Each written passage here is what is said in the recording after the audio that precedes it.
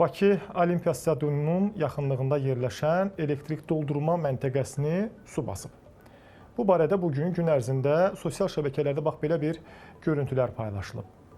Elektromobillərini enerji doldurmaq üçün nəzərdə tutulan məntəqəyə yağış sularının dolması nəticəsində ərazi keçilməz hala düşüb. Maşınlarını, avtomobillərini elektriklə təmin etmək istəyənlərsə məntəqəyə bir addım belə yaxın düşə bilməyiblər. Bizdə problem yəqin aradan qaldırılıb düşüncəsi ilə yol aldıq sözü gedən bu əraziyə ki, görək hazırda, yəni axşam saatlarında orada vəziyyət necədir? Sizcə nə görsək yaxşıdır? Bəli, düz tapdınız. Səhər necə görmüşdüksə, axşam da elə həmin vəziyyət hökm sürürdü. Su bizdən, məntəqə isə bomboş.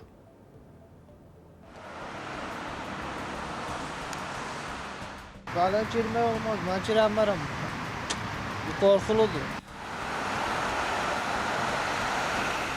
Bura Bakı Olimpiya Stadionunun yaxınlığında yerləşən elektrik doldurma məntəqəsinin ərazisidir. Son günlər yağan yağışdan sonra ərazini su basıb. Bu isə elektriklə işləyən avtomobillərin sürücülərinin əraziyə daxil olmasına və öz avtomobillərini şarj etməsinə problem yaradır.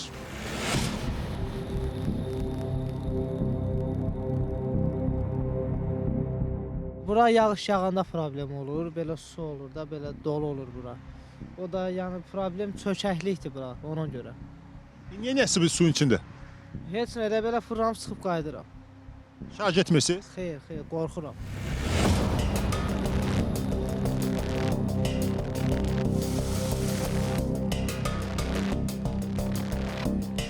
Qala girmək olmaz, mən girəmərəm. Qorxuludur. Təbii. Bütün qorxulara, təhlükələrə baxmayaraq, sürücülərdən bəziləri suya daxil olur ki, öz avtomobilləri şarj etsinlər. Amma son məqamda yenə ehtiyat edirlər və fikrindən dönürlər.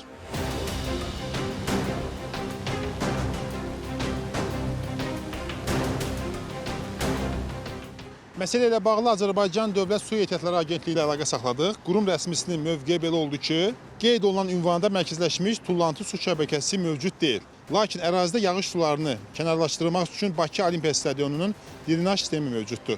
Amma görünən odur ki, həmin o drenaj sistemi işləmir ki, və sonda belə bir mənzərə yaranır.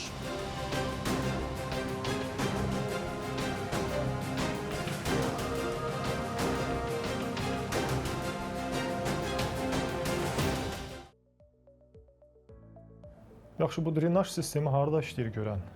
Hara yağış yağırsa belə sel su götürüb gedir. Və çox maraqlıdır ki, indi orada olan o elektron doldurma, yəni o aparatların vəziyyəti necə olacaq bu yağışdan, sudan sonra? Həm də sürücü də çox doğru qeyd elədi. Əslində elektriklə işləyən avtomobillər orada bir də suyun içində elektrik yığması, müəyyən cərəyan vurması kimi bir təhlükəni də hər halda yarada bilər. Və bu qurğuların da bundan sonra saz vəziyyətdə qalması da biraz şübhə doğurur.